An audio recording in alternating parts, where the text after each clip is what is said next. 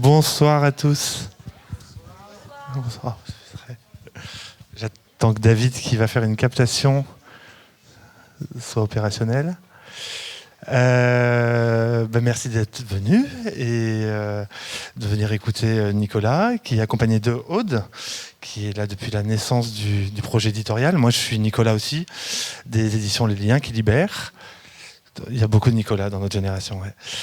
Et non, simplement vous dire qu'on est très heureux de publier le livre de Nicolas et de participer au fait que ces idées qui sont défendues, importantes à nos yeux, soient diffusées largement. Aussi remercier Hossein, qui est par là-bas, pour nous accueillir et puis surtout faire vivre ce lieu qui est important, je pense, dans la vie des idées. Et donc voilà, et puis après écouter Nicolas et Aude, et puis ne pas hésiter à manger, on mange très bien ici, à boire un coup aussi, et puis à discuter, à échanger après les questions que Aude aura posées à Nicolas. À peu près bon ? À vous le micro. Merci Nicolas numéro 1. Merci Hossein en effet. Et merci à vous tous d'être venus. Ça fait vraiment chaud au cœur de vous voir si nombreux. J'ai aussi envie de remercier Nicolas Framont d'avoir commis ce pamphlet. Merci d'avoir écrit ce livre qui met en lumière donc les nouveaux visages de la lutte des classes. C'est le principe de Parasite. C'est un livre qui est très plaisant à lire, qui est très cathartique aussi. J'ai trouvé très cathartique. On sent qu'il y a de la colère. Et pourtant, ce qu'il y a d'assez grisant dans ton écriture, c'est que la colère, tu en fais pas un sentiment. Enfin, c'est pas un sentiment toxique que tu retournes contre toi. En fait, t'en fais quelque chose de super positif. C'est un livre qui donne envie qui porte un vrai message d'espoir. Et je me demandais donc, c'est ma première question, est-ce qu'en écrivant Parasite, tu as perçu d'une manière ou d'une autre que ta colère jouait un rôle de carburant dans le processus d'écriture ? Ok. Bonsoir tout le monde. Merci d'être venus nombreux. C'est chouette. Donc merci Aude pour ta question. Donc cette question, elle est un peu à la racine de Frustration Magazine, qui est un magazine en fait alors c'est connu depuis peu, mais en fait on agit dans l'ombre depuis 10 ans. Ça fait 10 ans à peu près qu'on l'a créé, 9 ans à peu près. Et à la base de Frustration, il y avait la colère. Et il y avait la colère, et ça se retrouve dans le nom, Frustration. Et tout le monde nous disait, ah là là, quel nom négatif. Alors que la mode, c'était plutôt, quand on créait un magazine de gauche, de donner soit un nom super métaphorique, genre barricade, lutte, ou un nom un peu positif, un peu pop. Et nous, on était, ah non, on veut un nom négatif qui assume la colère, qui assume la fécondité de la rage, à une époque où on nous disait d'être super positif et de croire, à l'époque, c'était de croire dans le mandat de François Hollande, par exemple. L'histoire montre qu'on avait raison. Et donc c'était vraiment la colère. La colère était à la base de ça. La rage, un des premiers éditos, il s'appelait Opposer la rage à l'indignation. On disait il faut arrêter de s'indigner, il faut avoir la rage. Donc c'était vraiment vachement important. Et la colère est un carburant d'écriture qui donne le rythme et le ton de Frustration Magazine. C'est-à-dire, on l'écrit. Enfin, au début, mes premiers articles, je les écrivais en écoutant France Inter le matin. Et ensuite, j'avais trop la rage, je le digérais. Et puis, au bout d'un moment, j'écrivais l'article comme une protestation, etc. Et puis, petit à petit, on a aussi découvert les vertus de l'humour pour faire passer un message. On a essayé de faire un magazine drôle, incisif, etc. Et donc, j'ai essayé dans Parasite de faire un peu un concentré de ce qui marche bien et de ce qu'on aime bien faire dans Frustration, c'est-à-dire un livre qui est en colère, qui désigne l'adversaire très clairement, ce qui peut être vu comme un vrai message de colère, voilà, qui ne fait pas d'enrobage, qui dit les choses le plus clairement et distinctement possible, et qui pour autant fait en sorte que la colère, ça soit quelque chose qui nous laisse aussi imaginer le meilleur. Et dans la frustration, il y a ça. La frustration, c'est le sentiment d'être empêché. Donc la frustration, c'est vu comme quelque chose de très mal. Sur les réseaux sociaux, les gens, ils nous disent, les gens de droite, ils nous disent « mais vous êtes frustrés !» Alors bah oui, c'est le nom. Donc zéro surprise de ce côté-là. Et nous sommes frustrés comme la plupart des gens qui vivent sous régime capitaliste, excepté Bernard Arnault, Xavier Niel, ses satellites, qui eux sont sans doute pas frustrés. Encore que, comme ils en veulent toujours plus, j'imagine qu'ils sont super frustrés, parce que comme il y a de grosses inégalités de richesse entre eux, ils sont toujours jaloux de quelqu'un. Bon, ça c'est une parenthèse. Mais du coup, la frustration, c'est se sentir empêché, et donc c'est se sentir empêché de faire mieux au travail, si on n'avait pas ce chef sur le dos, si on ne nous faisait pas faire tout un tas de tâches absurdes, etc. Et donc la colère, c'est un sentiment qui peut être très positif, parce que si on est en colère par ce qui se passe, c'est que dans le fond, même quand cet espoir semble si loin, parce qu'on vit dans un tel chaos que parfois on n'y pense même pas, mais implicitement quelque part en nous, il y a quelque chose qui pense que ça pourrait être vraiment mieux. Et ça, c'est très important. Donc en fait, dans la colère, il y a beaucoup d'espoir dans l'humanité. Et l'inverse de la colère, ce serait la dépression. Voilà. Mais j'espère que ce n'est pas un livre dépressif de ce point de vue-là. Alors non, en fait non, c'est pas du tout un livre dépressif, même si la manière dont tu décortiques les choses pourrait le laisser penser. Mais justement, ça ne l'est pas du tout. Et ce qui est plaisant dans ce livre aussi, c'est que tu arrives à mettre les mots. Tu mets des mots, tu mets des faits bruts, tu mets des raisonnements sur des intuitions qu'on a tous eues à un moment ou à un autre dans notre vie, en fait. Et ce décortiquage que tu fais, il est vraiment précieux. Par exemple, le storytelling des grands patrons qui se sont faits tout seuls et qui créent de l'emploi, patati patata, on sent bien qu'il y a une entourloupe, mais les chiffres qu'on nous balance dans les médias mainstream nous donnent l'impression qu'en effet, les grands patrons sont merveilleux et créent plein d'emplois. Moi, c'est un passage que j'aime particulièrement dans ton livre. Donc, est-ce que Michel-Édouard Leclerc, il ne fait pas un peu rêver quand même malgré tout ? Alors, oui.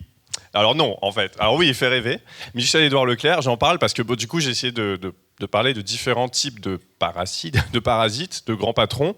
Et donc, j'ai regardé celui qui s'était le plus enrichi récemment, Rodolphe Saadé, le patron de CMA CGM, une entreprise dont on parle peu, mais qui est quand même le premier employeur privé de la ville de Marseille, et lui, il a fait sa plus forte progression. Il est maintenant 3e fortune française, et il est en train de racheter des journaux, etc. Donc on va en entendre parler de plus en plus. Et puis Michel-Édouard Leclerc, en fait, j'en ai parlé parce que j'ai vu passer une étude comme quoi c'était le patron préféré des Français, parce qu'apparemment il y a un classement des patrons préférés des Français. Voilà.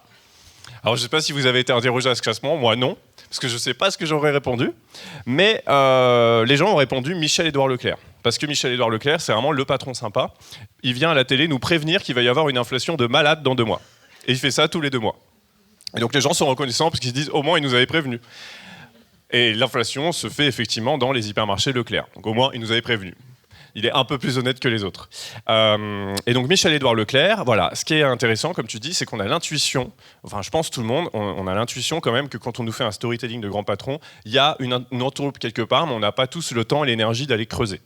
Donc dans ce livre, j'essaie de le faire et notamment de creuser sur certains arguments que je trouve vraiment paralysants et qui moi-même me laissaient un peu... Enfin, j'avais pas trop envie de les avoir face à moi dans une discussion. C'était, oui, mais quand même, ils investissent, point. Voilà, bon, argument un peu massu. Et oui, mais bien quand même, ils créent des emplois, point. Et en fait, quand on creuse, vraiment, j'ai regardé, quoi. Et c'est pas vraiment le cas. Et quand on regarde Michel-Édouard Leclerc, donc, qui est quand même un grand patron français, donc Michel-Édouard Leclerc, c'est le fils d'Édouard Leclerc, qui a fondé, du coup, tout le groupe Leclerc, qui n'est pas tant un groupe qu'une association de patrons, parce qu'en fait, les hypermarchés Leclerc, c'est des groupements locaux, et ils font tous partie d'un même réseau et tout. Donc, c'est tout autant de milliardaires. Dès que vous voyez un Leclerc quelque part, non, de millionnaires, et puis...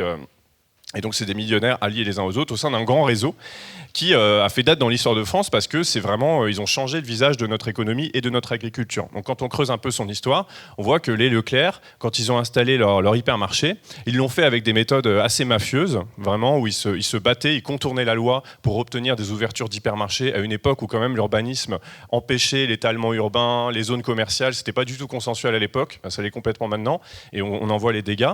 Et donc ils faisaient tout ça, donc effectivement ils investissaient, mais ils investissaient dans des zones commerciales, ils contournaient la loi, ils faisaient du lobbying, etc., etc. Et sur le plan de la création d'emplois, ce qu'ont fait les Leclerc et leurs équivalents, les grandes familles qui contrôlent la grande distribution en France, ils ne sont pas beaucoup, il y a eu les Fournier pour Carrefour et les Muliez pour Auchan.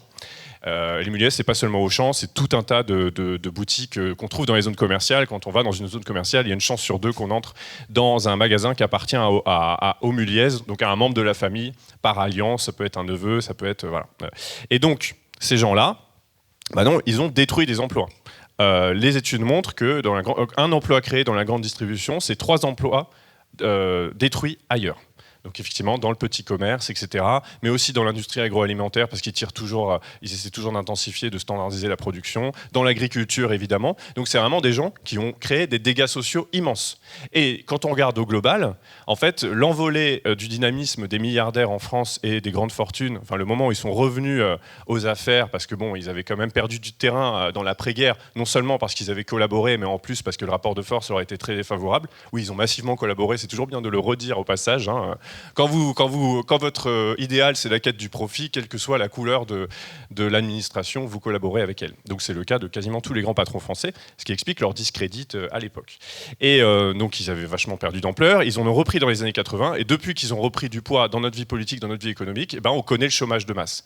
Donc les grands patrons français sont des destructeurs d'emplois, ou tout le moins des transformateurs d'emplois, c'est-à-dire que l'emploi qu'ils créent, c'est de l'emploi qu'ils font disparaître ailleurs, et leur plus-value, ce qu'ils apportent et ce qui fait d'eux d'audacieux entrepreneurs, c'est qu'ils dégradent l'emploi. Ils en cassent le sens, ils le standardisent, ils le disciplinent, et donc concrètement, le personnel du commerce en France a été remplacé par une armée quasi militarisée, qui est le personnel du supermarché, qui est un personnel qui est épié, dont les postes sont fliqués, qui ont des droits minimes, et on le sait tous que ce sont des métiers particulièrement pénibles. Et donc le génie des grands entrepreneurs de la grande distribution, ça a été de créer ce type d'emploi-là dégradé, ces conditions de travail lamentables et ces zones commerciales dégueulasses sur le plan esthétique.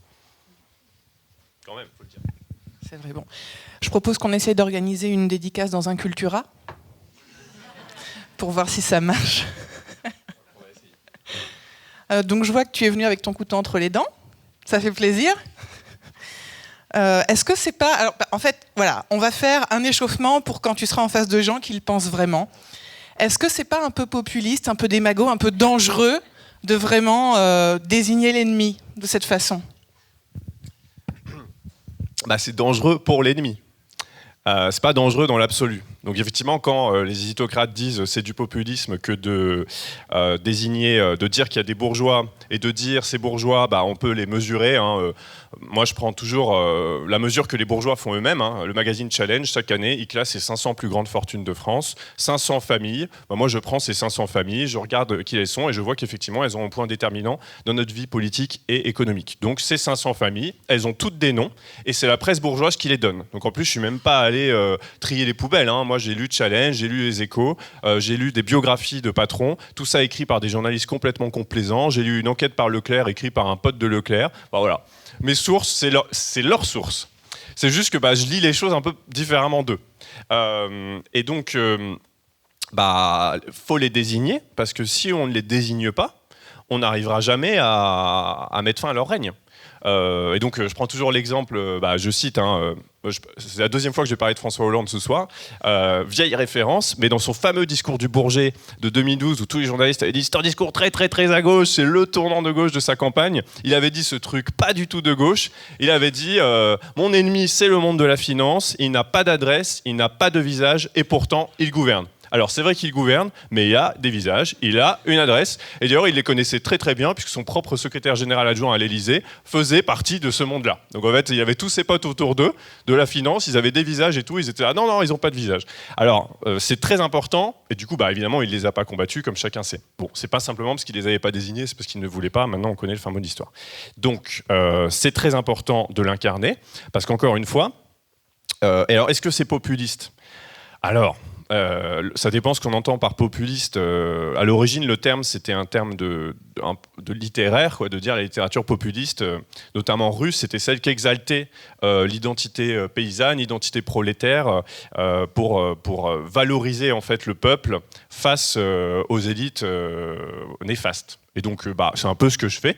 Moi, je pense qu'il faut se valoriser en tant que classe laborieuse dans toute notre diversité. Il faut être fier de nous, de ce qu'on fait, de ce qu'on est. Il faut dévaloriser la classe bourgeoise. Il faut ne pas les envier. Et puis, il faut apprendre à les mépriser. Alors, effectivement, c'est un peu violent. Enfin, violent. Le mépris de classe, ça existe déjà. Il est le fait des bourgeois à l'encontre des autres. Et moi, je dis, et à frustration, nous, ce qu'on essaie de cultiver, c'est le mépris de classe envers les bourgeois. C'est-à-dire vraiment les dévaloriser, se prendre conscience de leur inutilité, de leur caractère ridicule, et pas en inventant, parce que ce sont les faits. Quand on regarde leur parcours, il n'y a rien de glorieux, il n'y a rien de créatif, il n'y a rien d'ingénieux, et ça c'est important de le répéter. Et donc c'est dangereux, j'espère que c'est dangereux pour la bourgeoisie. Et si c'est pas dangereux, ça veut dire qu'on s'est trompé quelque part. À propos de mépris de classe, j'ai regardé l'émission la semaine dernière où tu es passé avec Karim Rissouli comme présentateur. L'émission c'est ce soir. Et parmi tes aimables interlocuteurs, il y avait donc une personne de gauche qui t'a coupé la parole et des gens de droite. Voilà. Personne de gauche. La meuf de la chaise CGT. Ah oui, oui. Sophie Binet. Il y avait Laura Adler aussi. Il y avait Laura Adler, oui. Mais alors, elle a dit quand même certains trucs pas de gauche, mais c'est pas grave. On lui pardonne parce qu'on l'aime bien. Il y a quelque chose qui m'a frappé dans cette émission, c'est le rire de la députée Renaissance qui s'appelle, j'ai regardé sur Internet, Violette Spilebou. À un moment donné, elle rit, tu dis quelque chose, je crois que tu lui dis qu'elle ment, ce qui est vrai, et elle rit d'un petit rire extrêmement méprisant. Mais en fait, ce qui m'a frappé, c'est que ce rire, il fonctionne. Il est hyper infantilisant, il fonctionne, et j'ai eu l'impression qu'il fallait que je prenne sur moi, que je fasse une vraie gymnastique dans ma tête pour me dire, mais elle rit, mais en fait, c'est pas un vrai rire, c'est une posture, et c'est un jeu d'actrice. Elle rit pour se défendre, elle rit pour te discréditer, mais en vérité, elle rit pas du tout à l'intérieur, elle a aucune raison de rire. Mais d'instinct, en fait, ce rire, il avait quelque chose de victorieux, de toute façon, t'es bien mignon avec tes petits arguments, mais tu gagneras jamais. Alors moi, je me demande comment est-ce qu'on peut faire pour se prémunir de ça, en fait, pour se prémunir de ce réflexe de toujours croire au rire des méprisants des classes dominantes. Tu veux dire Ah oui.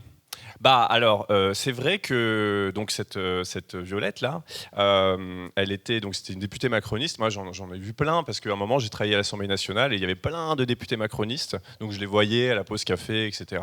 Et donc je vois bien leur fonctionnement. Et les gens après l'émission m'ont dit comment t'as fait pour pas être fou de rage sur ce plateau et tout. Bah, moi en fait non, j'étais assez habitué. Je m'attendais à voir une nana comme ça qui est dans un mépris de classe pas possible, qui débite des arguments, voilà, et qui est dans une insensibilité sociale totale. Des lois qu'elle vote. Moi, j'ai vu ces gens trinquer. Moi, ça m'a une image qui m'est restée où je me suis dit non mais en fait, il n'y a rien à sauver. Je les ai vus trinquer à la buvette des parlementaires après avoir voté le projet de loi de financement de la sécurité sociale de 2017, qui est le projet de loi qui a été la pire économie sur notre système de santé et d'hôpital public des 30 dernières années. Ils ont trinqué avec du champagne et ils étaient heureux et fiers d'eux. À partir de là, ça interroge. On se dit, est-ce qu'ils se sont trompés ? Alors ça peut, parce que comme c'est des projets de loi très techniques, c'est assez astucieux quand vous faites des plans d'économie sur l'assurance maladie. Le document dit que vous augmentez l'objectif, alors qu'en réalité il baisse par rapport à l'augmentation qui serait nécessaire, donc en fait vous le baissez. Mais du coup ils sont là, regardez, on a voté une augmentation. J'admets qu'il peut y avoir un malentendu, mais normalement c'est censé être des gens informés. Et puis ensuite il y a le fait qu'ils s'en foutent, parce que c'est des gens qui n'iront pas faire la queue aux urgences de l'hôpital Bichat, qui n'ont pas peur que leur grand-mère, quand elle y sera envoyée, pourra rester 48 heures sur un brancard et mourir seul là-bas. En fait, ils n'ont pas cette peur, et nous, on est de plus en plus nombreux à l'avoir. Et cette peur monte les échelles de la société, et eux, ils en sont toujours protégés. Et donc, à partir de ce moment-là, les lois qu'ils votent ne les concernent pas, d'où leur décomplexe à le faire. Et le rire de cette femme qui rit quand je lui dis « Ok, donc vous demandez des efforts aux gens, donc vous demandez à des aides-soignantes de travailler 2 ans de plus, donc vous demandez à des carreleurs de travailler 2 ans de plus », son rire, bon, c'est un rire de défense, c'est un rire pour déréaliser ce qui est en train de se passer. Je pense que c'est des gens, ils ont besoin de vivre dans l'illusion que quand même, globalement, ils font le bien. Et je pense qu'on a été souvent touchés, quand on est de gauche, par ce ridicule. Les gens de gauche sont ridiculisés souvent. Ils se font passer pour des rêveurs, pour des utopistes, des gens qui ne sont pas au courant des réalités, etc. Des enfants, voilà. Or, la vie est injuste, ma chère Aude, et c'est comme ça. Et c'est d'autant plus facile à dire quand on est ceux qui bénéficient de la vie injuste. Donc, pour se protéger du rire, c'est aussi rire d'eux. Ce qu'on essaie de faire à Frustration, et ce que j'essaie de faire aussi dans le livre, c'est vraiment se foutre de leur gueule quand même, parce qu'eux le font beaucoup sur nous, et nous on est très premier degré, on est là, non mais c'est très très grave et tout, alors c'est très très grave, mais il faut aussi se moquer d'eux, il faut aussi se marrer, ce sont des gens vraiment ridicules, les milliardaires sont vraiment ridicules, moi je les trouve pathétiques, mais du coup un peu drôles, les éditorialistes qui leur cirent les pompes sont des gens les plus pathétiques de l'univers, l'ambiance sur un plateau télé, on en a fait une BD dans le numéro papier de Frustration, parce qu'il y a vraiment un truc complètement ridicule, genre c'est des gens, tous les soirs ils sont sur des plateaux télé à défendre les riches, c'est ça leur vie. Bah, c'est un peu ridicule. Alors qu'ils sont même pas eux-mêmes des ultra riches. Donc c'est un peu pathétique. Donc retourner le rire contre eux, c'est une bonne technique, je dirais. Et puis ensuite, il y a le moment où ils arrêtent de rire Et ça n'arrive pas si souvent, mais il y a une journée où c'est arrivé, je m'en souviens très bien, c'était le 8 décembre 2018. Une armée de gilets jaunes venus d'On-de-Sézou se déverser sur le 8e arrondissement, casser tout, retourner les Porsche, casser les boutiques de luxe. Les gens applaudissaient devant des voitures en feu, etc. Et j'ai vu les passants du 8e arrondissement qui d'habitude sont tout souriants, tout bien, parce que tout va bien dans leur vie. Bah, ils avaient disparu et puis là, ils riaient plus du tout. Et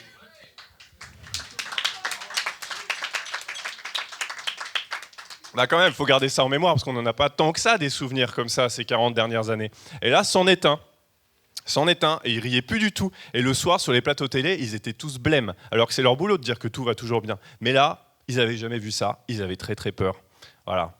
Et ils ressentaient la même peur que nous, on ressent quand on se demande si nos grands-mères vont aller à l'hôpital, sauf qu'eux, ils le ressentaient pour leur Porsche et leur boutique de luxe, mais on y est presque. Et donc, le meilleur moyen qu'ils arrêtent de rire, c'est donc de leur faire peur. Et ça, il faut un peu renouer avec ça. C'est pas mal. Beau projet, donc j'imagine que tu es aussi venu avec tes cocktails Molotov. Donc on a des macronistes qui rigolent avec leur petit rire, on a une infantilisation permanente, on a des 49.3, on a donc un refus total du dialogue qui se dresse face à nous un peu comme un mur. Comment est-ce qu'on fait pour le franchir, ce mur, concrètement ? Là maintenant ? Ou demain matin ? Alors, donc le dialogue, mot intéressant, qui est très en vigueur dans les entreprises publiques et privées de tout le pays. C'est-à-dire que le dialogue social s'est imposé partout.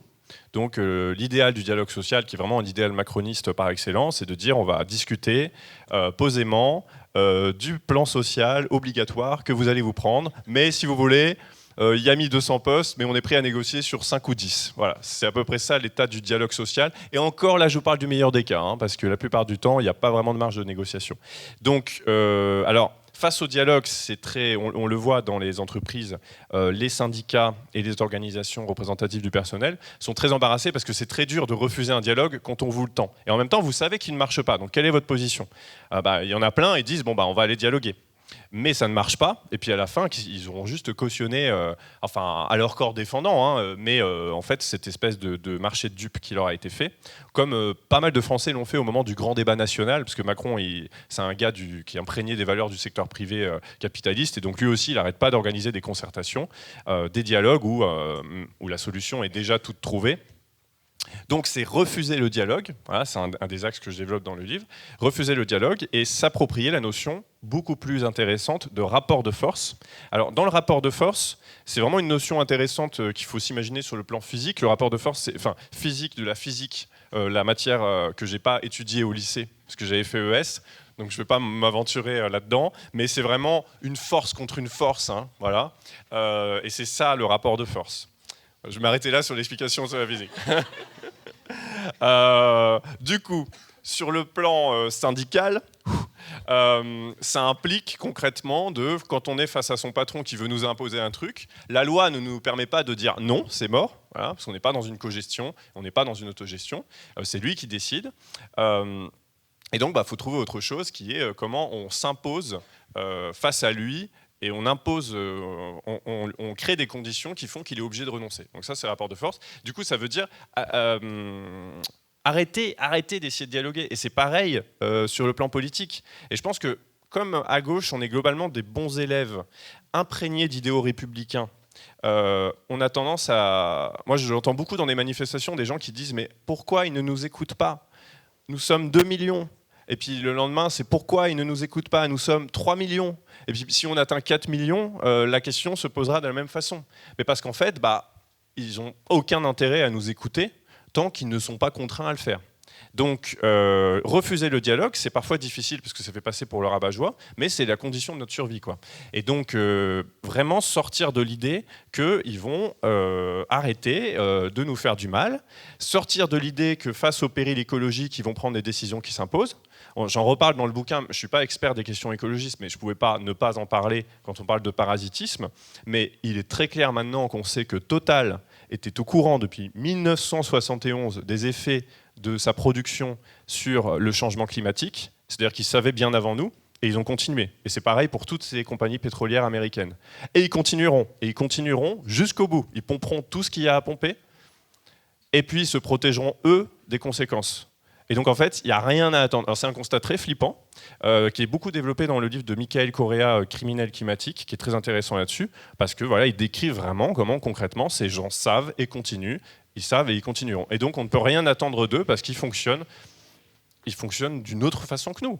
Et donc on ne peut espérer rien d'autre que de les neutraliser. Et quand je dis neutraliser, j'entends au sens législatif, etc., pas physique. Hein. Voilà. Je dis face caméra. Il s'agit de leur retirer les leviers de leur pouvoir par tous les moyens possibles, y compris pacifiques, c'est toujours mieux. Voilà.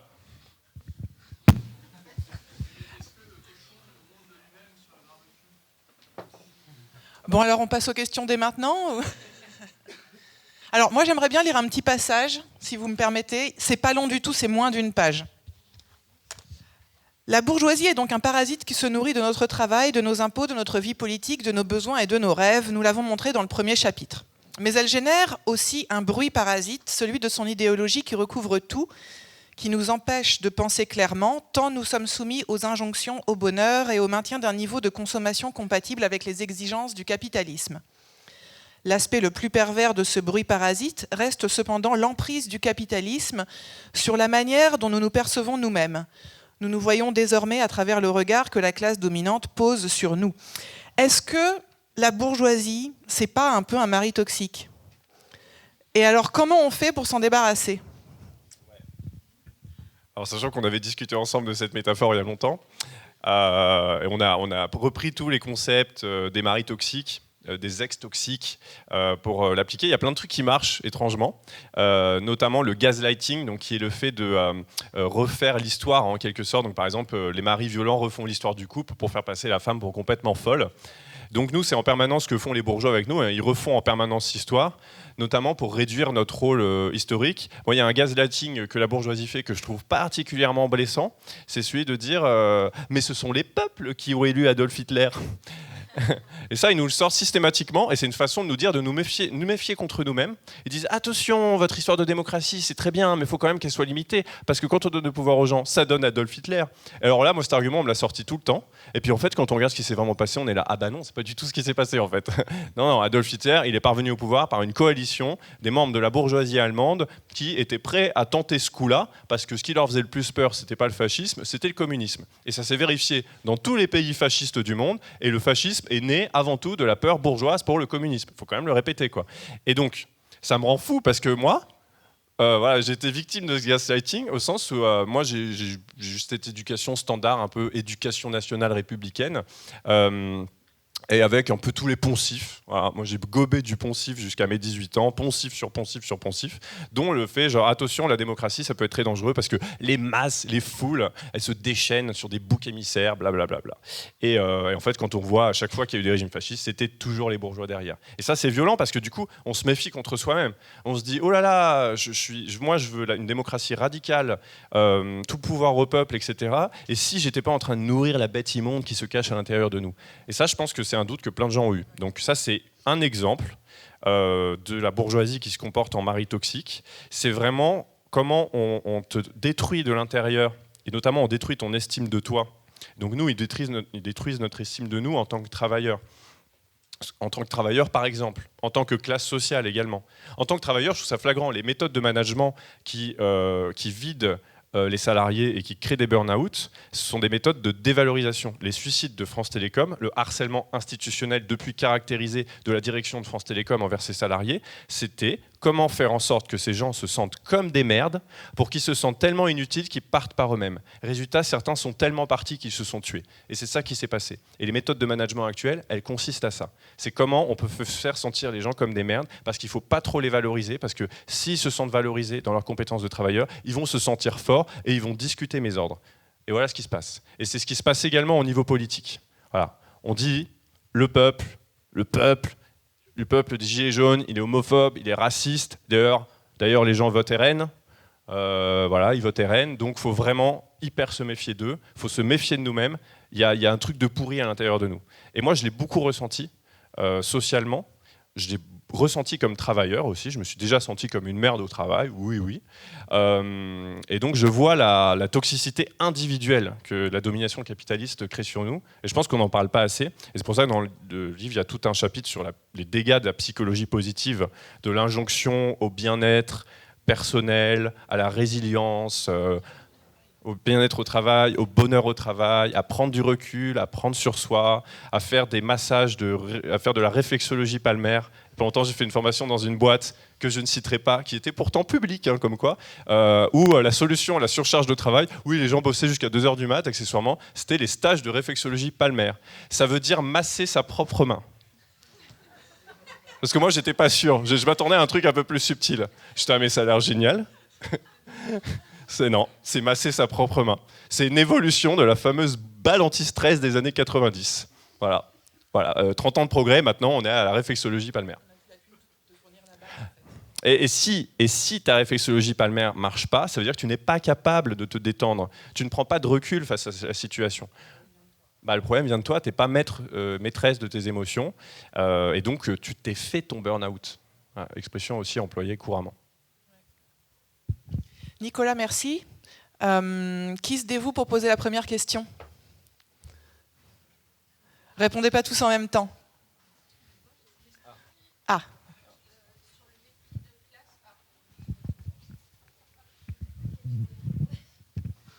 Alors, moi j'ai une question sur le mépris, justement, de retourner le mépris, donc le mépris de la classe bourgeoise envers les prolétaires. Comment est-ce qu'on fait pour le retourner, étant donné que il faut nourrir ce mépris et humainement, en fait, ce qui va créer vraiment notre culture, comment est-ce qu'on va aussi identifier la classe bourgeoise, qui est toujours valorisée, en fait, hein, dans les séries, dans les films, alors qu'on ne les côtoie pas au quotidien. Comment est-ce qu'on fait, justement, pour créer du mépris ?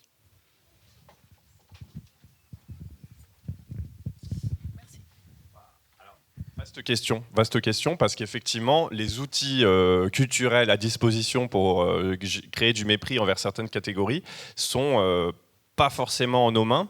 Dans le bouquin, je parle beaucoup des rapports annuels de l'ARCOM, donc l'autorité d'audiovisuel, sortent des rapports chaque année sur la représentation des différentes catégories sociales, aussi raciales, aussi de genre et de handicap à la télévision. Et c'est assez fin comme truc, parce que ça montre qui est représenté et avec quel rôle. Alors attention, gros suspense, les rôles de méchants sont plutôt réservés à des gens pauvres et racisés. Grosse coupe. Et d'une façon générale, les gentils sont plutôt des professions libérales, des médecins, des cadres, des patrons. Et puis d'une façon générale, les gens qui sont représentés à la télévision, tout programme confondu, c'est à 70% des cadres et professions intellectuelles supérieures. C'est un groupe qui représente à peu près 10% de la population totale. Les ouvriers et les employés sont représentés qu'à hauteur de 12%, alors qu'ils représentent la moitié de la population totale. Donc déjà, on ne se retrouve pas soi-même, ou alors on se retrouve dans des rôles négatifs. Et même quand on nous réserve, je pense particulièrement à la classe ouvrière, quand elle est montrée par exemple au cinéma, ça va être sous un angle souvent misérabiliste. C'est-à-dire quand on va montrer la classe ouvrière au cinéma, c'est pour montrer des gens qui ont des tas de problèmes, qui sont définis par leurs problèmes. Et donc c'est à la fois nécessaire, mais quand il n'y a que ça, ça pose quand même problème. Parce que du coup, ta seule représentation que tu as de toi, c'est de ta vie de galère. Et moi, je me dis toujours, ça me fait ça un peu avec les films de Ken Loach, je me dis, il y en a plein qui sont hyper bien, mais il y en a aussi qui sont hyper durs. Et je me dis toujours, est-ce que je vais aller dire à un collègue au marché, qui se casse le dos, je veux dire, tu sais quoi, samedi soir, pour te changer les idées, va voir l'atroce film de Ken Loach sur l'ubérisation. C'est pas pour récorder Ken Loach qui a fait des films absolument remarquables par ailleurs, mais il y a un problème dans la représentation, dans la fiction. Alors du coup, je dirais, il suffit de faire des films et de reprendre la télévision, mais du coup, c'est très compliqué. C'est vrai que du coup, le moyen, c'est toutes ces formes de médias alternatifs, et puis c'est aussi quand même se convaincre soi-même. Moi, je crois pas mal les études, il y a une étude de sociologie que je ne vous citerai pas la ref ni rien, sur le mouvement des droits civiques aux États-Unis, qui mesurait comment les idées se propagent. En fait, ce qui est intéressant, c'est qu'on se dit toujours les médias, c'est les médias de masse qui font les idées, etc. C'est pas si vrai. En fait, les individus jouent un rôle énorme. C'est-à-dire que je pense que vous en avez vous-même fait l'expérience. Quand vous êtes un gros gauchiste dans une famille, on parle toujours des dîners de famille qui tournent mal, mais la réalité, c'est que vous influencez énormément les gens autour de vous. Alors après, je sais pas comment vous y prenez, hein, mais globalement, ça marche. Et donc, faut vraiment aussi imaginer qu'on est autant de petits émetteurs d'idées et pas se sous-estimer en la matière. Donc, le mépris de classe, comment on le diffuse ? Déjà, en étant soi-même persuadé que les bourgeois sont méprisables, en disant bourgeois, voilà, déjà. En parlant, en s'intéressant à leur vie. Dès qu'il y a un problème, moi j'essaie de faire ça au quotidien, voilà, dès que je suis avec des gens, comme ça fait un peu mec lourd, un peu gros forceur. Genre. T'as un problème avec ta voiture, c'est les bourgeois. Bon, en fait, non, mais ça marche avec plein de trucs, hein, ceci dit, quand vous y réfléchissez. Mais c'est un peu ça. Et donc voilà, on est des émetteurs et donc ce récit, il faut se l'approprier. C'est pour ça que le livre est écrit un peu, à ce moment je me la pète, un peu comme un roman. C'est-à-dire que j'ai quand même voulu que ça soit des histoires qui restent dans la tête quand même, quoi, pour qu'on puisse les re-raconter. Parce que et si j'ai choisi Rodolphe Saadé, par exemple, c'est que le mec vient juste de devenir méga riche, donc on va vachement en entendre parler. Et moi, je serais content que dans des conversations, quand on présentera Rodolphe Saadé comme le nouvel entrepreneur super chouette et qui sera sur Combini et tout le monde soit en mesure, tous les gens qui ont lu le livre soient en mesure de dire « Ah mais attends, je connais ce type. En fait, alors il s'est pas fait tout seul, il a hérité d'une entreprise de son père a hérité d'une entreprise publique complètement bradée juste après avoir été renfloué par le contribuable, par le gouvernement Juppé, parce qu'il était de mèche avec le RPR et qu'il leur fournissait des électeurs dans les dom-toms. Bref, genre de truc. Édouard Leclerc, Édouard Leclerc, il est pas du tout sympa ce mec en fait. Genre son père, c'est un gros fou. Son père, c'est un gros malade. Non, pas malade. C'est un sale capitaliste. Il a giflé une caissière cégétiste dans les années 90 au Leclerc de Saintes, juste à côté de chez moi. Et ensuite, il a déclaré pour se justifier, genre, je préfère 1000 fois le règne de Le Pen sur la France que de remettre l'Europe dans le communisme. Ouais, le type charmant. Voilà, c'est ce genre de petites anecdotes, je trouve qu'il faut se garder en réserve. C'est autant de munitions qu'on garde sur soi pour être l'émetteur de ce mépris de classe inversé. Et évidemment que ce mépris de classe inversé, moi je le sors toujours quand, oui, parce que voilà, autour de moi, j'ai toujours des gens qui vont dire oui, mais le problème, c'est la cousine de l'oncle de ma belle-sœur qui ne vit que des allocs. Donc voilà. Moi je dégaine toujours Rodolphe Saadé à ce moment-là. Vous allez dire quel est le lien, mais on arrive toujours à trouver un lien. Une autre question ? Oui.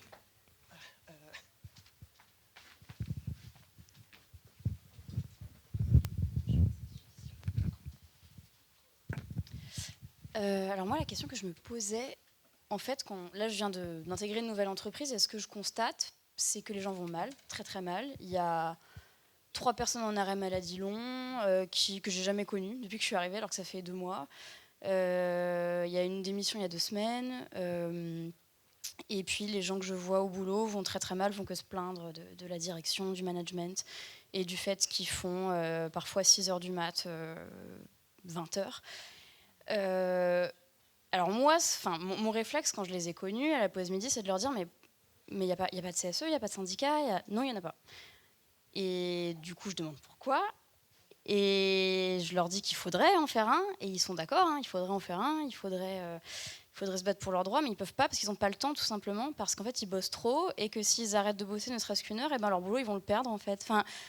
Du coup, oui, je suis d'accord avec tout ce qui a été dit, et oui, c'est nécessaire, mais qu'est-ce qu'on fait ? Comment on fait quand on est dans ce cas-là ? Parce qu'il y a plein de gens qui sont dans ces cas-là, et moi, je me suis sentie comme une conne, en fait, à leur prodiguer des conseils qu'ils avaient sûrement déjà dû y penser, en fait, et j'arrivais là comme si j'avais découvert l'eau chaude, quoi, mais... qu'est-ce qu'on fait quand, de fait, ils ont déjà gagné et que la motivation ne fonctionne même plus, en fait. Voilà, je ne sais pas si vous avez la réponse ou la solution, mais est-ce que c'est un livre de motivation ? Est-ce que c'est un livre de réponse ? Voilà, c'est un peu ma question. Déjà, bravo de survivre dans cette entreprise.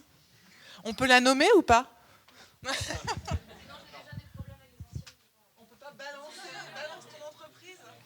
Non, ouais, malheureusement, moi j'ai plein d'entreprises que j'aimerais nommer, croyez-moi, mais on peut pas.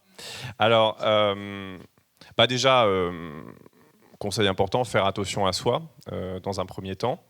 Parce que là, la situation qui est décrite, elle est pathogène à mort. Et en même temps, elle est terriblement banale. Ça veut dire qu'on est arrivé très très loin. Et le fait qu'un des principaux modes de résistance maintenant qui existent, ça soit la démission, c'est quand même le cas. Les études montrent que 50% des Français veulent quitter leur job, veulent démissionner. Donc voilà, c'est plutôt... Bon, c'est un mode de résistance qui a toute sa noblesse, et moi je trouve ça toujours super, les gens qui démissionnent. Ça m'arrive de fêter avec des amis des démissions. Voilà.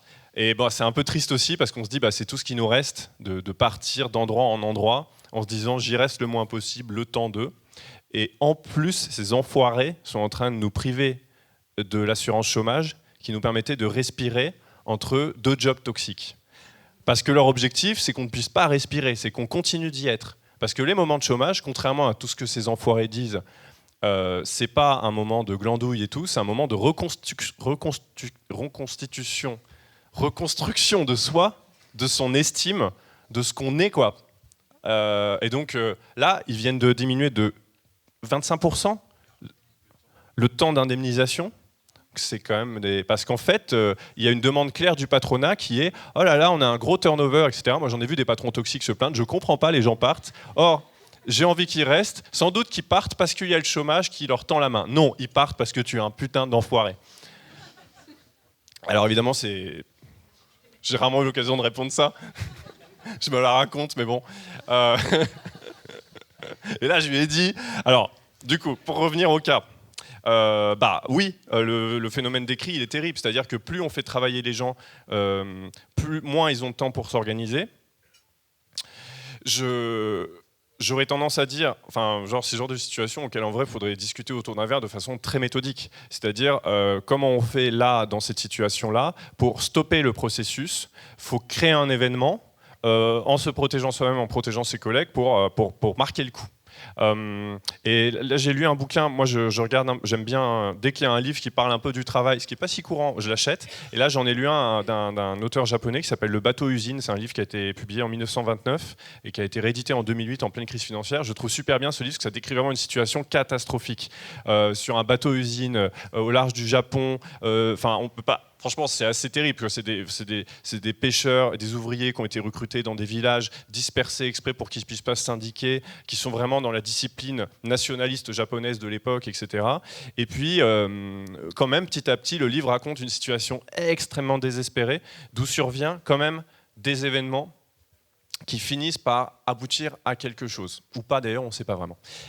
Donc pour moi, il y a un rôle de l'événement là-dessus. Il faut qu'il se produise quelque chose. Il faut stopper le processus pour que les gens s'arrêtent et se regardent et discutent. Ce qui s'est un peu passé à l'échelle nationale avec le mouvement des Gilets jaunes, ce qui se passe un peu dans le mouvement des réformes des retraites. Les moments de manifestation, c'est aussi des parenthèses où on discute de tout ça, où on se pose et tout. Les moments de grève, c'est ça. Donc moi, je dirais c'est ça, c'est créer l'événement qui fait qu'à un moment donné, on ferme le putain d'ordinateur et on discute de la stratégie à tenir, qui doit être très très forte, quoi.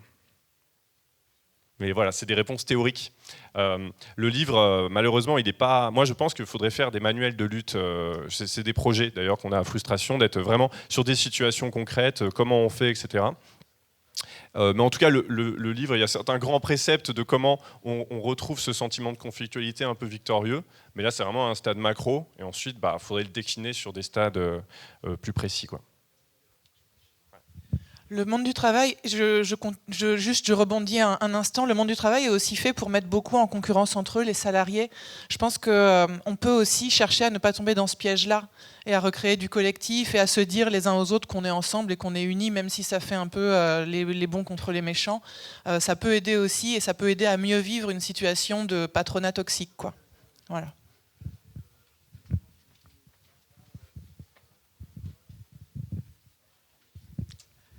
Je vous remercie. Est-ce qu'on m'entend assez là ? Parfait.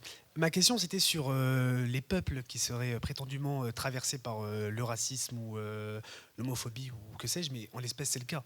Est-ce qu'on doit encore attendre, quand bien même ce sont des ouvriers avec qui on partage la même condition, de celles et ceux qui, en conscience, mettent un bulletin Front National, j'ouvre une parenthèse, ou PCF, dans l'urne ?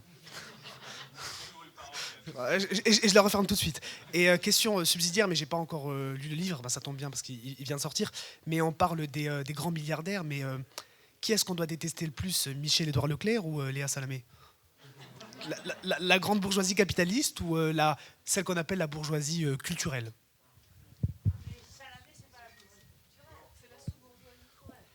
Oui, mais...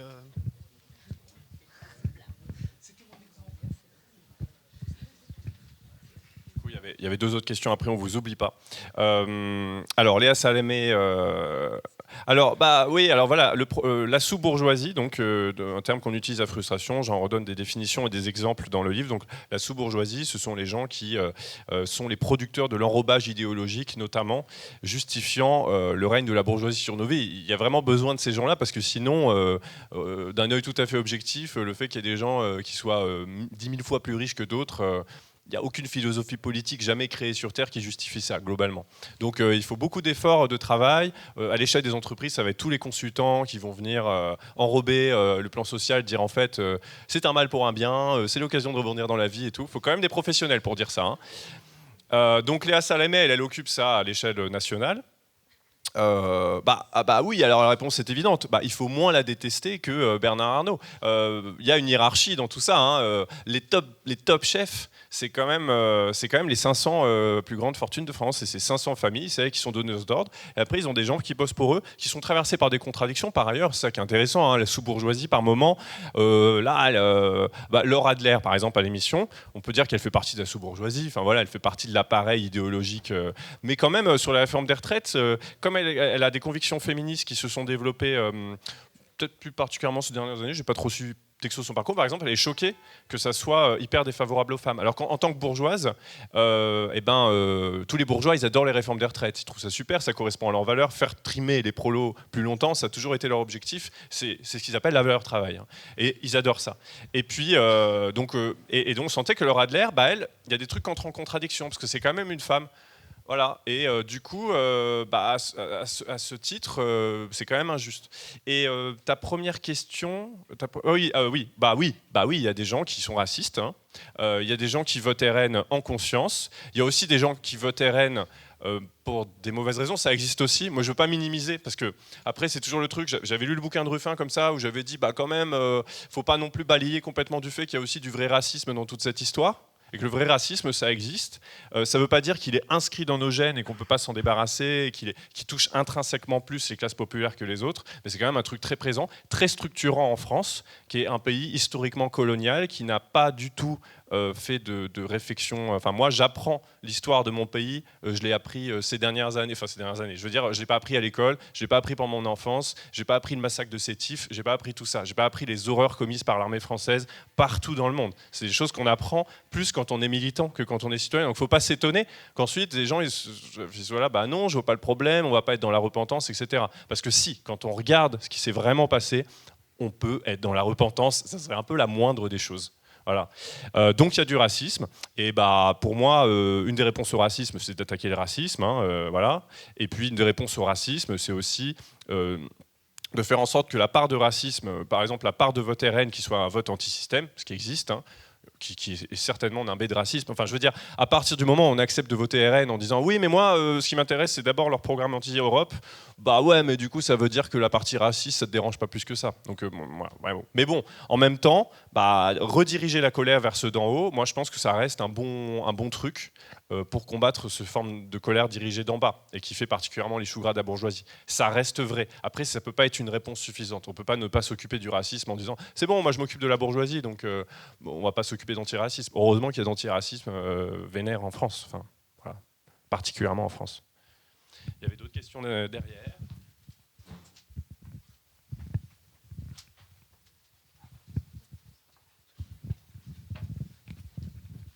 Bonjour. Alors moi j'ai plusieurs remarques et questions. D'abord sur la bourgeoisie. Malgré tout, quand on regarde l'histoire des révolutions, le moment où ça marche, c'est quand les classes populaires rejoignent une partie de la bourgeoisie. Donc il faut qu'on s'adresse aussi à une partie de la bourgeoisie, parce que c'est dans cette fusion qu'on peut réussir à changer les choses. Et alors Salamé, on ne la sauvera pas, mais de fait, il faut réussir à faire ce truc, parce que l'absence faut que une partie de la bourgeoisie lâche en fait le pouvoir en place. La deuxième truc, c'est tu dis à plein de reprises, et tu as parfaitement raison, j'ai appris, on m'a dit ça, et donc j'ai pas appris cet Ifé Gelma, et la façon dont on enseigne les conneries sur la prise de pouvoir de Hitler. Et c'est vrai que là, il y a un problème réel, c'est qu'en fait, ce qui domine, c'est une histoire libérale et sociologie libérale et économie libérale, et il y a un truc auquel on fasse attention, c'est tout ce qui est... le problème, c'est qu'il ne nous reste que l'éducation populaire et on n'a pas beaucoup de moyens pour le faire, mais il faut absolument qu'on développe justement une histoire qui soit plus populaire, pas au sens qui s'adresse aux classes populaires, mais qui démonte les dominations. Et le troisième truc, finalement, c'est présent tout le temps et puis on n'ose pas l'aborder parce que d'un côté, tu dis, et on l'a tous vécu, à l'acte 3, mais ils chiaient dans leur froc, mais c'était un bonheur, quoi, vraiment. N'empêche que, et je te comprends, et je ferai exactement pareil à ta place, on dit, c'est mieux avec des mouvements, des moyens pacifiques. Mais le problème, c'est qu'il y a un moment où il va falloir qu'on se pose sérieusement la question de la légitimité de la violence politique, parce que dans la déconstruction, il y a Hitler a pris le pouvoir, etc., par les urnes, mais il y a aussi la violence politique du peuple ne peut pas être légitime. Et je pense qu'il faut qu'on essaie, et je ne dis pas qu'on va y arriver, mais il faut qu'on essaie de relégitimer la possible violence politique à partir du moment où elle s'adresse, c'est le discours des 3 violences, à une violence d'État, une violence médiatique, enfin voilà. Et en fait, on est coincé complètement là-dessus.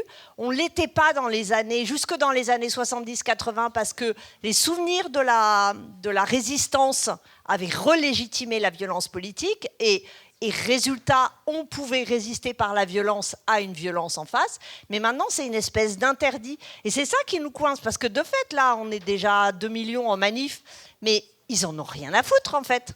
Donc, en fait, à quel moment et comment on fait, et j'ai pas la solution, parce que si je l'avais, je serais trop contente, mais à quel moment on arrive à dire que, à des moments, la violence légitime, parce qu'elle se dresse contre une violence qui, elle, est illégitime, eh bien, il va falloir prendre ce moyen, quoi.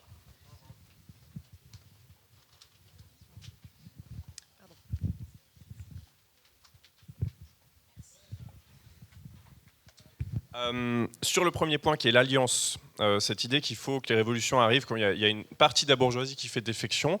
Alors, oui, moi je ne vais pas te challenger sur l'analyse historique. Donc je crois qu'apparemment c'est vrai. Moi je trouve que c'est une idée un petit peu déprimante quand même, parce que ça veut quand même dire qu'on a toujours besoin d'eux, quoi, que ça va être le moment où il y en a une partie qui vont se décider, quand même là ça va trop loin et tout. Moi ça me déprime un peu. Et donc je suis d'accord pour pas y aller frontal avec tout le monde. C'est pour ça que je dis, j'ai pas dit qu'il faut ménager Léa Salamé, mais bon, je veux pas me focaliser sur elle. Et ce que je veux dire, c'est que je pense que je me méfie de ce discours, parce que du coup, quand on dit ça, toute une partie des gens de gauche se disent, bon super, on va aller parler à des bourgeois, à des sous-bourgeois, on va essayer de les convaincre, on va faire des trucs à Paris. On est à Paris.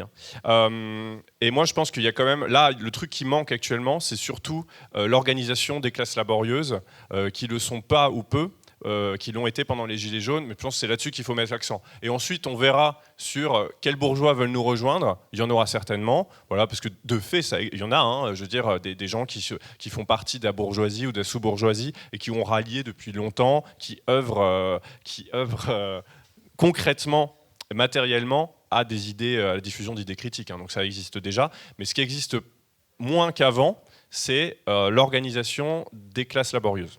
Ensuite, sur la question de la violence politique, oui, évidemment, je suis à fond d'accord avec toi. Si j'évite de le dire dans les livres, et à frustration, on a toujours un peu cette règle, c'est sur la question de la violence physique, on se dit, on ne va pas appeler à des trucs qu'on ne fait pas nous-mêmes. Or, on en parlait l'autre jour parce qu'on était à la manif, en fait on était pépouze avec nos bières à essayer de trouver le char qui avait la meilleure musique. Et donc on s'est dit, bon... on va pas du coup écrire un édito survolté, genre ce qu'il fallait, c'était tout cassé, parce que nous on était bien contents de dansouiller avec nos 16. Et du coup moi j'évite de prôner des trucs que je peux pas faire moi-même, et moi j'ai peur dans les manifestations, enfin j'ai très envie de casser des trucs, mais alors vraiment pour l'instant je suis pas du tout mûr, quoi. Même un abribus et tout, je m'excuserai. J'ai peur de la police. Pendant les Gilets jaunes, j'étais mort de trouille. J'ai fait vraiment toutes ces manifs et tout, mais vraiment, j'ai eu très très peur. J'ai pas passé un bon moment. Par moments, je me suis caché comme ça. J'avais peur des flashballs, à juste titre. J'avais peur de perdre un œil, etc. Donc du coup, j'évite de dire. J'ai pas fait une conclusion du livre. C'est genre, et maintenant, une fois que vous avez fermé ce livre, allez tout casser, parce que bon. Il aurait fallu que moi, quand j'ai terminé le livre, j'ai tout cassé. Et c'est pas ce que j'ai fait. Mais pourtant, je suis d'accord que par contre, il y a un peu une impasse là que je ressens très très fort en ce moment. Et d'ailleurs, je l'ai beaucoup entendu l'autre jour. J'ai écouté le téléphone sonne sur France Inter et je me disais, ouh là là, les éditorialistes, ils sont bien trop gentils avec les manifs. Et je me suis dit, il y a peut-être un problème parce qu'ils étaient là, ah c'est bien les syndicats, c'est très bien. Ah bah en fait, ils sont bien. La CFDT bien, la CGT bien, des manifs dans le calme, ça fait plaisir, etc. Et là, je me suis dit, il y a un petit problème parce qu'ils ont l'air pas du tout d'avoir peur. Ils sont très très tranquilles. Et donc, il y a un petit problème de ce côté-là, clairement. Et ce qu'on dit toujours, on l'a dit dans des éditos de frustration récemment, ouais, massifier, mais là, on était 3 millions. On va peut-être pouvoir faire 4 avec une énergie débordante et ça ne changera rien, mais rien. Et on va perdre, alors qu'on est les plus nombreux, que 90% des salariés sont contre, on va perdre. Il faut vraiment enregistrer ça. Là, on risque vraiment de perdre. Parce qu'on a des organisations, et le problème vient des organisations, parce qu'on sait très bien que tout seul dans son coin, on ne peut pas déclencher un tournant émeutier. En fait, il faut quand même qu'il y ait des organisations, un minimum qui le fassent. Et actuellement, nos organisations politiques et syndicales ne sont pas du tout dans ce paradigme. Elles sont dans un truc de massification, comme si ce n'était pas déjà fait. Elles disent qu'il faut convaincre, mais tout le monde est déjà convaincu. On n'a jamais été dans une situation aussi favorable. Tout le monde. Moi, je ne perds plus mon temps à convaincre les gens autour de moi. Quand j'en parle, ils sont là, oui, c'est de la merde. Alors, c'est vrai qu'en tant que militant de gauche, on n'est plus habitué. Parce que pendant longtemps, c'était notre fond de commerce. On était alors, voici les 4 arguments. Nous, à Frustration, on faisait que ça. 4 arguments pour contre la réforme des retraites. Et on en discutait l'autre jour et tout. On disait, ça sert à rien de faire ça. Moi, du coup, je disais, mais on va faire quoi parce qu'en fait, tout le monde est déjà convaincu. On va faire quoi ? Du coup, c'est l'étape suivante. Et là, normalement, ça serait aux organisations de le faire. Mais elles ne le font pas. Parce qu'elles ont des intérêts bureaucratiques, institutionnels à ne pas le faire. Les syndicats, ça leur va très bien. Ils sont relégitimés auprès des institutions. Ce qui est quand même un peu leur kiff en ce moment. Donc ils sont très contents que ça se passe comme ça. Ils sont très contents que les préfets les félicitent pour le calme des manifs. Et du coup, on a de quoi être très très inquiet. Une défaite alors que tout le monde est convaincu.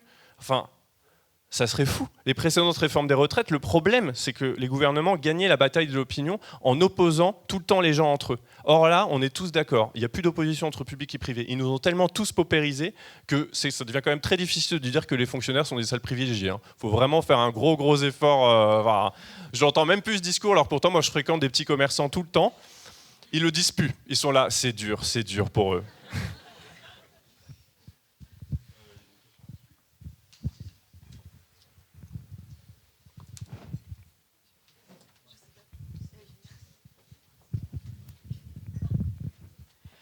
Une question qui s'adresse autant aux militants qu'aux, tu m'excuseras le terme, patron de presse.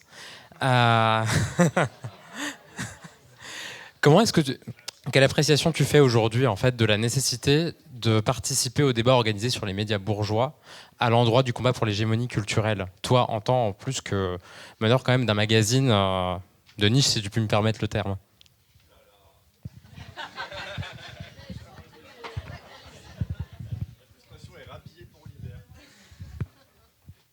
Alors, la question de la participation aux médias. Moi, j'ai une réponse un peu facile. Je dis, il faut y aller si on est sûr de gagner. Mais c'est vrai.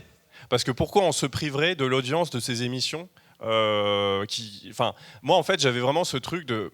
Je disais, à Frustration, moi je disais, déjà, flemme d'y aller. On passe un super mauvais moment qu'on explique bien dans le magazine. On a fait une petite BD là-dessus et tout. Moi, mes passages médias avant, quand j'étais moins préparé et tout, c'était juste un calvaire. On t'arrive, c'est une clique de copains, les gens. Une clique de copains qui vit dans le 16e. C'est un cauchemar. Et toi, t'es comme un débilos, avec ta veste élimée, etc. Donc tu passes un très sale quart d'heure. Le dispositif télévisuel est complètement en ta défaveur. Et les journalistes d'émissions de débat, ils ont un problème de maths. C'est-à-dire que quand ils disent équilibre des trucs, c'est un mec de gauche et 4 de droite. Ils sont là, voilà, c'est équitable. C'est fair play. Vous voyez, on a fait un plateau équilibré. Toi, t'es là, à dire, ah oui, mais l'Express, c'est de gauche ?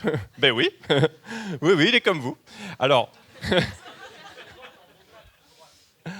Non, mais du coup, ouais, faut y aller. Mais moi, plus ça va, là j'y suis retourné, du coup.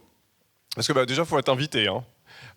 C'est pas évident. Moi, j'avais déjà été une fois, j'ai été invité sur une chaîne publique franco-allemande. Et en fait, j'ai senti qu'il y avait vraiment une négo en interne, parce qu'en fait, il y a quand même des petites mains. Oui, moi aussi j'emploie des termes dévalorisants, des petites mains dans ces émissions qui sont en fait des gens sincèrement de gauche, et ça c'est marrant, qui essaient de faire venir des gens comme nous en scred, quoi. Donc on sent qu'ils ont tenté un truc, qu'ils ont glissé, mais c'est vraiment le truc du paraffeur, tu peux signer là s'il te plaît, voilà, c'est bon. Et du coup, je sens toujours des petits flottements entre le moment où ils me disent je suis invité et le moment où je suis vraiment invité. Il y a des trucs, parfois on m'appelle, donc voilà comment ça va se passer, de quoi vous allez parler. Ils ont peur qu'on explose en plein vol, qu'on fasse des trucs genre révolution. Enfin, ils ont une image des gens de gauche hyper échevelés. Et donc, déjà, il y a ça. Alors, la question, c'est comment on y va. Et donc, il faut y aller hyper stratégique, etc. Et moi, je pense que là-dessus, il faut être plus malin. C'est-à-dire, actuellement, la stratégie, il n'y a pas vraiment de stratégie. C'est quelques gens de médias alternatifs qui vont un peu en mode franc-tireur. C'est-à-dire, les gars, je tente ce coup, j'y vais, et puis advienne que pourra. Et parfois, ça se passe bien. Parfois, on se fait couper la parole à longueur de temps. Si on arrive à dire un truc un peu de gauche, moi, si j'arrive à dire bourgeois sur une émission, je suis déjà un peu content. Et d'ailleurs, c'est tellement peu le cas que je reçois plein de messages ensuite de gens qui disent « Merci, tu as parlé de la lutte des classes. » Oui, j'en ai parlé pendant 5 secondes. Mais bon, et du coup, moi je me dis, il faut être encore plus organisé, c'est-à-dire qu'il faut vraiment être fin là-dessus. Moi je pensais à faire une sorte de boucle de discussion entre tous les gens qui ont accès à différents médias, avec les syndicalistes, etc., pour un peu se motiver mutuellement, se donner nos trucs, etc. Il y a des gens qui regardent beaucoup ces émissions, qui donnent des super conseils. Il y a quelqu'un qui a fait un fil Twitter là-dessus récemment, sur l'émission C'est ce soir. Le type a tout compris comment ça marche. Du coup, moi j'ai lu ça, j'étais, voilà, quand j'y retourne, je vais vraiment... En fait, c'est comme un match avec des règles très claires, et du coup j'ai compris les règles, j'étais oui, c'est effectivement comme ça que ça se passe. Donc c'est des trucs comme ça, faut s'organiser. C'est-à-dire qu'il faut les instrumentaliser. Il faut les instrumentaliser eux, parce qu'ils nous instrumentalisent nous. Et par contre, il ne faut pas se faire instrumentaliser. Parce que moi, ça m'est déjà arrivé d'y aller comme la caution de gauche. On a dit, c'est le gauchiste rigolo, là, Framont. Tu verras, à un moment, il dit des trucs, wouh. Mais coupe-lui la parole très très vite, et surtout raclez-vous la gorge quand il parle, ça le déconcentre. Et ça me déconcentre. Donc faut y aller, organiser, structurer, mais moi je suis pas sur une position de principe, genre faut pas y aller parce que c'est détenu par des milliardaires. Enfin, c'est l'éternel débat, t'es de gauche et tu portes des Nike. Oui, je vis dans un régime capitaliste.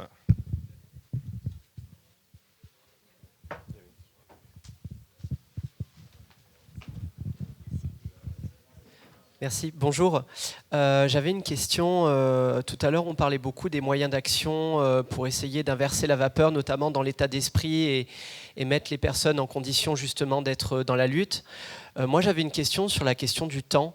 J'ai lu beaucoup d'auteurs, notamment des géographes comme moi, qui travaillent sur le rapport entre le capitalisme et l'accélération du temps, le fait qu'on est dans une société de plus en plus hyper connectée et qu'en fait on a de plus en plus de mal à se dégager du temps justement pour se grouper, pour s'auto-organiser, pour repenser aussi des modalités d'action et de lutte, et c'est intrinsèquement lié au capitalisme et notamment ça s'est déjà fait progressivement sur plusieurs siècles, mais l'arrivée des technologies d'information de communication dans les années 90 a vraiment catalysé cette contraction du temps.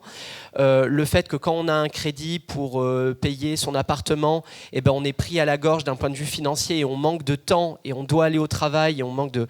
Et du coup, je voulais avoir votre vision sur le rôle justement des technologies d'information communication et puis de l'Internet et du capitalisme dans ce rôle de contraction du temps, et comment est-ce qu'on peut finalement arriver à décontracter le temps?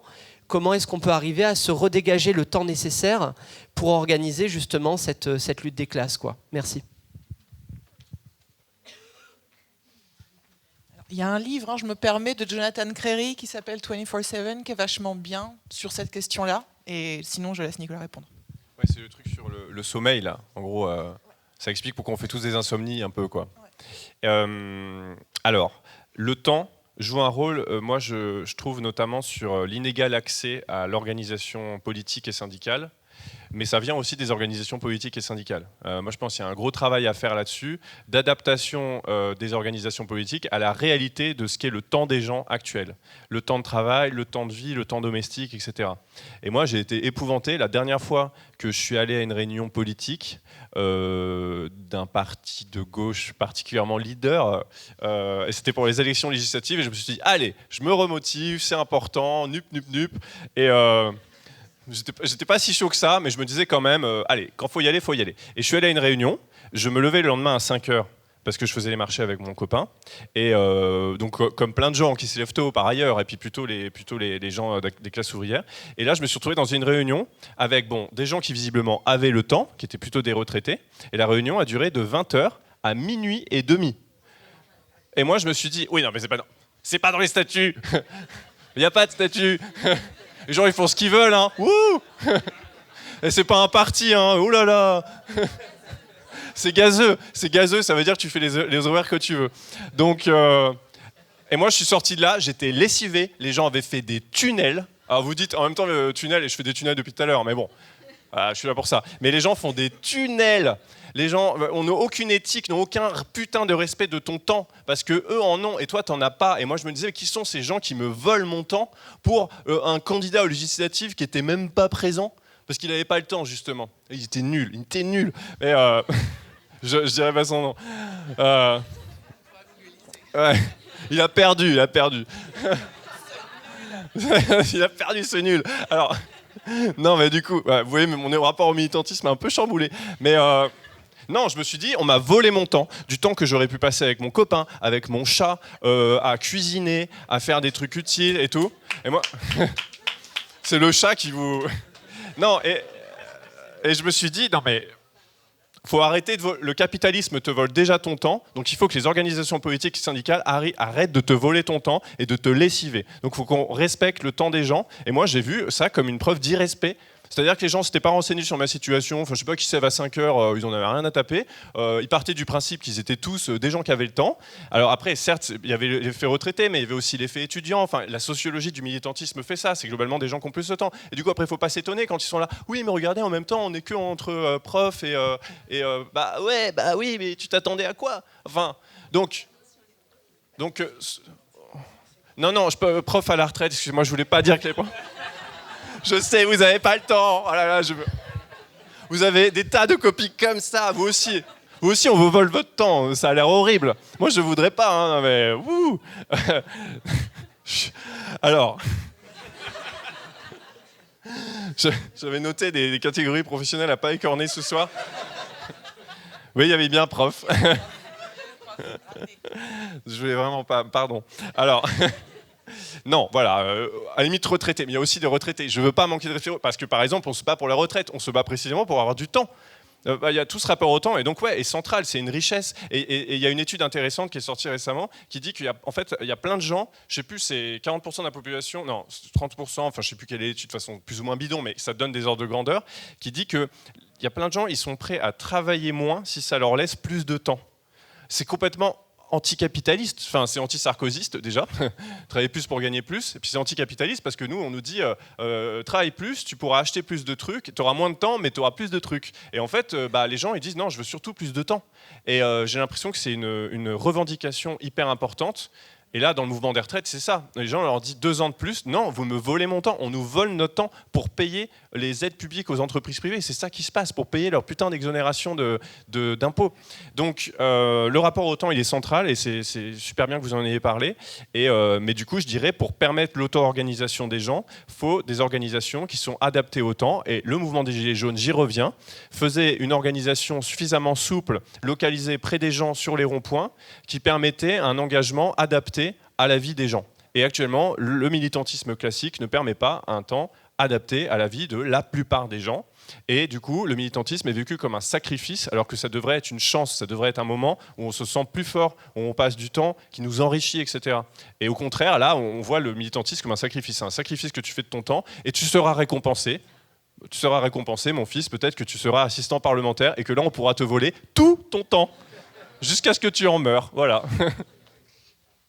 On va prendre encore 1 ou 2 questions.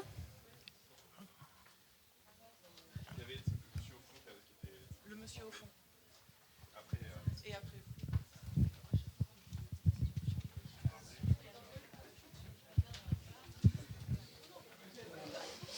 Salut. Donc je vais essayer de ne pas faire un tunnel parce que j'ai cru comprendre que c'était prohibé. Non, juste ma question rejoindra plusieurs questions qui ont été posées, mais tu fais une dichotomie qui me semble hyper intéressante, c'est celle entre les classes laborieuses, les travailleurs et la bourgeoisie. Et ça me paraît d'autant plus important que nommer les choses, c'est déjà combattre. Maintenant, que veut cette dichotomie, et notamment dans les émissions bourgeoises, comme la question a été posée, à l'heure où ne serait-ce que nommer la bourgeoisie, c'est déjà valider le discours. Et à l'heure où on oppose à la bourgeoisie qu'elle est la bourgeoisie, c'est déjà pour elle problématique, et donc c'est déjà pour elle un discours qui sort de la critique sociale telle qu'on l'a connue jusqu'alors. Et qu'est-ce que ça vaut surtout au jour où c'est une frontière qui tend, en tout cas, à être floutée, notamment à l'heure où la bourgeoisie, me semble-t-il, cherche à agglomérer le plus de personnes possible, au point où aujourd'hui, tu parlais tout à l'heure de petites mains, où la petite main, quoi qu'elle fasse, se demande aujourd'hui si elle fait partie de la classe laborieuse ou si elle fait partie de la bourgeoisie, à l'heure de rentrer en manifestation et à l'heure où ça questionne de fait sa légitimité.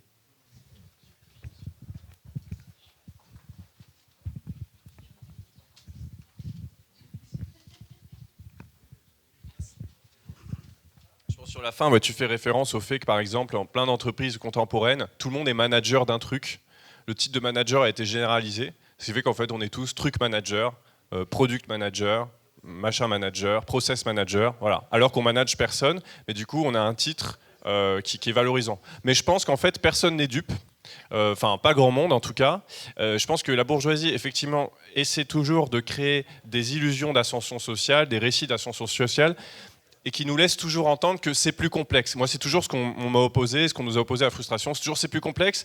Et puis quand on joue au jeu des classes sociales, les gens ils disent oui, mais moi je suis un peu dans un entre-deux parce que nanana. Alors moi, on cherche à péter ça, c'est-à-dire globalement, c'est des grandes catégories dans lesquelles on entre tous, globalement, enfin, sauf les bourgeois, les sous-bourgeois, c'est défini précisément. On a même un test en ligne, êtes-vous un bourgeois ? Sur frustration. Et ce qui était intéressant sur les réactions au test en ligne, c'est qu'il y avait plein de gens qui venaient me voir et qui disaient bah, je comprends pas, je suis pas un bourgeois. Je disais bah, tu t'attendais à quoi? Déjà on se connaît. Ensuite, t'es même pas propriétaire de ton appart. Mais en fait, parce qu'il y a eu une confusion sur la définition de bourgeoisie qui était un peu s'embourgeoiser, c'est s'acheter un service à thé Maison du Monde, quoi. Et en fait, bah non. C'est s'embourgeoiser, c'est devenir propriétaire des moyens de production ou faire partie d'une famille qui... Et donc on s'embourgeoise pas par accident, hein, c'est le principe. Hein. C'est pas, ça tombe pas dessus du jour au lendemain. Même quand on gagne au loto, en fait, on s'embourgeoise pas. C'est intéressant, les gagnants au loto, la FDJ les forme à devenir des bourgeois. Parce qu'en fait, bêtement, les gens, quand ils gagnent de l'argent, ils ont envie de distribuer à leurs proches. Alors c'est pas du tout ça le principe. Ils leur disent non, c'est pas ça d'être un bourgeois, c'est d'accumuler, d'investir. C'est pas d'aller distribuer dans ton voisinage, tu vas tout perdre. Et bon, alors... Donc je pense que les gens ne sont pas dupes, mais effectivement, il y a eu un puissant discours d'invisibilisation de la lutte des classes. Et écoute, je te dirais, on contribue tous, enfin il y a plein de médias qui le font, de gens de plus en plus, Frustration on le fait depuis nos origines, on contribue à redéfinir ces frontières. Effectivement, la bourgeoisie, ça ne lui plaît pas du tout, parce qu'elle aime bien que ça soit flou, c'est complexe. On vit dans une société de plus en plus complexe, elle adore dire ça. Alors, on est là, c'est vrai que pendant la guerre de 100 ans, c'était pas complexe du tout, hein. C'était simple. Hein. Où ils disent toujours au 19e siècle c'était clair, il y avait les ouvriers dans les mines, dans les corons qui buvaient au bistrot et les bourgeois qui étaient gros avec des cigares et des chapeaux haute forme. Alors ça n'a jamais été ça, il suffit de lire Marx pour voir que Marx il fait de plein de sous-catégories, que la société était déjà très complexe à l'époque. Enfin bref, une société c'est complexe et puis nous au milieu de ça, on trace des frontières parce qu'on les trace de façon politique, parce que ces frontières nous aident à penser le réel et donc à combattre la domination de nos ennemis. Et moi je suis optimiste en la matière. Vraiment il y a 10 ans, ne serait-ce que parler de capitalisme, on passait pour un gauchiste, maintenant le terme est devenu mainstream. Parler de bourgeois, il y a encore quelques années, c'était vraiment super ringardisé, on en parle de plus en plus. Donc moi je trouve que ce combat, on est en train, comme disait Warren Buffett, il disait voilà, c'est notre classe qui est en train d'amener et qui est en train de gagner. Bon là je mets un peu la charrue avant les bœufs, mais c'est un peu ce qui se passe et ils n'arrivent plus à s'invisibiliser. Ça vient aussi du fait qu'ils sont tellement gloutons que, je veux dire, c'est difficile quand on est Bernard Arnault de dissimuler qu'on est un énorme bourgeois. Et donc je pense aussi que la montée des inégalités, thème récurrent, enfin, tous les mois il y a une émission, la montée des inégalités, à quoi est-ce dû? Le téléphone sonne. Voilà, du coup le roi est nu, quoi. Enfin, c'est de plus en plus difficile de masquer dans une société de classe, ça n'échappe à personne. Et donc, je pense qu'en la matière, on est en train de gagner. Ils sont très emmerdés. Le fait que le sujet des milliardaires revienne tout le temps en ce moment, ça les emmerde absolument. Et je l'ai vu l'autre fois sur le plateau de C'est ce soir. Sophie Binet de la CGT a dit à un moment, oui, et d'ailleurs, les milliardaires et tout. Et là, ils sont tous tombés dessus. Oh non, on va pas parler des milliardaires ce soir. Non, non, non, c'est non. Et du coup, elle a pas pu en parler. Moi, j'étais là, bah. Voilà. Mais en même temps, ça revient tout le temps. Et d'ailleurs, Karim Rissouli l'a dit, il fait, vous avez vu leur alerte, c'est marrant, ce sujet de la justice sociale revient tout le temps. Allez, une dernière. Bon ben, ok. Merci. Du coup, moi, c'était une question sur la question des stratégies et de comment on fait pour gagner, ou en tout cas pour créer le rapport de force. On a vu que le nombre dans la rue, d'être des millions, 2, 3, 4, ça suffit pas. On a vu que, et là, il y a eu la question tout à l'heure qui a été posée de la question de la violence, enfin d'une certaine violence en manifestation, donc de péter des vitrines, machin, pourquoi pas. Il y a un dernier truc qui n'a pas été abordé, et je sais pas, c'est peut-être un peu à l'ancienne et plus très à la mode, mais il y a la question de la grève qui, je pense, est quand même assez centrale, et le truc traditionnel qu'on fait, hein, on a fait ça depuis des décennies, ça n'a pas toujours marché, mais est-ce que c'est encore un truc qui peut marcher? Est-ce que, moi je pense que oui, mais qu'est-ce qu'on en pense, quoi, et comment on fait dans des situations comme celle dans laquelle on est aujourd'hui, alors qu'on voit que l'opinion il est de notre côté, dans les rues il y a du monde, bah, comment on fait pour créer les conditions de les forcer à reculer, quoi? Alors on est très content que ce soit la dernière question. On l'attendait. Oui, parce qu'on venait de se dire, on n'a pas parlé de la grève. On était un peu stressés. Bah, et oui, évidemment, la grève, c'est pas du tout à l'ancienne. Il n'y a pas longtemps, j'ai lu une étude du ministère du Travail qui est là, l'état du dialogue social en entreprise. C'est un tableau très clair. Vous voyez à quel point il y a des accords favorables aux salariés qui ont été conclus en fonction du taux de conflictualité. Bon, bah, c'est très simple. Hein. Zéro conflictualité, quasi pas d'accord. Un peu de conflictualité, un peu d'accord. Grosse conflictualité, grève. Plein d'accords favorables aux salariés. Bah, voilà, c'est comme ça. Ça marche à tous les coups. C'est un classique. C'est un bon vieux classique qui marche. C'est le rapport de force dont je parlais tout à l'heure. La grève est un moyen de rapport de force inégalé, puisqu'on utilise la force dont on dispose, c'est-à-dire celle de travailler ou de ne pas travailler. On met ça dans la balance, et en face, eux, ils perdent de l'argent, et donc, voilà, force contre force, ils perdent. Donc, c'est une arme essentielle. C'est en plus une arme de validation de soi. Quand je disais créer des moments dans des structures de travail, des moments où on se revalorise en tant que collectif, on apprend à vivre ensemble, on imagine une autre organisation du travail. Les grèves ont permis ça. Les grèves de 1936, voilà, c'est qui reste à référence parce qu'elles ont fait avancer notre modèle social. C'était des grèves avec occupation d'usines, des moments extrêmement joyeux où les gens se sont réappropriés leur temps. Il y a toujours cette histoire du temps. Ils ont pu découvrir le temps libre dans leur usine, aux machines arrêtées. Je pense que ça devait être des moments existentiels extrêmement forts. Et quand on connaît des grèves dans des moments de travail, ouais, c'est un peu carnavalesque, quoi. C'est-à-dire un peu les rôles sont inversés, le cours ordinaire des choses se brise. Donc c'est à la fois très important sur le plan individuel, sur le plan collectif. C'est à la fois un outil de pression à un moment T, et c'est ça qui construit une identité collective qui nous permet d'imaginer un monde sans bourgeois. Puisque la grève, c'est voir à quel point ils sont nus quand on s'arrête de travailler, à quel point ils dépendent du parasitisme qu'ils nous infligent.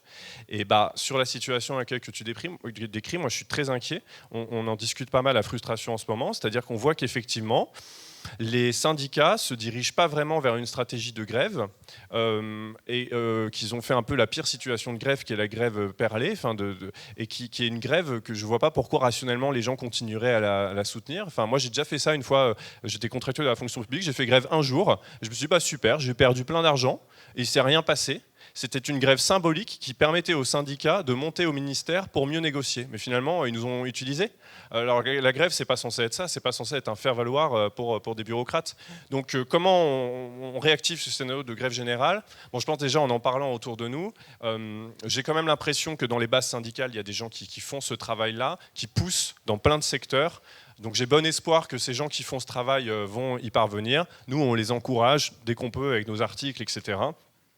On contre les arguments anti-grève, parce qu'il y a un petit courant qui fait passer pour des gauchistes tous ceux qui veulent la grève générale, alors que c'est le moyen le plus rapide et le plus efficace de gagner, et reconducté, parce qu'on nous dit oui, mais là, vous voulez que les gens perdent de l'argent, ouais, mais là, vous faites perdre de l'argent une fois toutes les semaines à des gens, et surtout, ils risquent de perdre avec votre stratégie.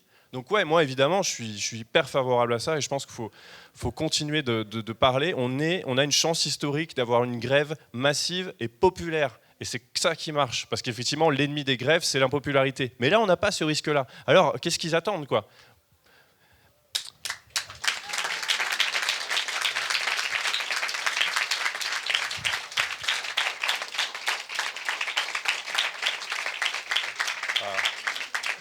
Merci. Je vous propose du coup de vous réapproprier votre temps autour d'un verre pour continuer la discussion et voilà, créer du collectif. Merci beaucoup d'être venus nombreux, ça me touche beaucoup et voilà, j'espère que le livre vous plaira.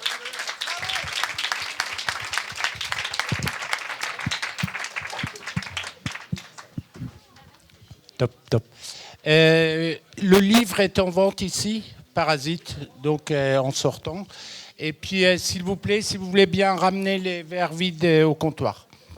Et pour celles et ceux qui veulent rester après boire un verre ou manger, dans 5 minutes, on aura fait la salle et vous pouvez revenir, vous installer et discuter.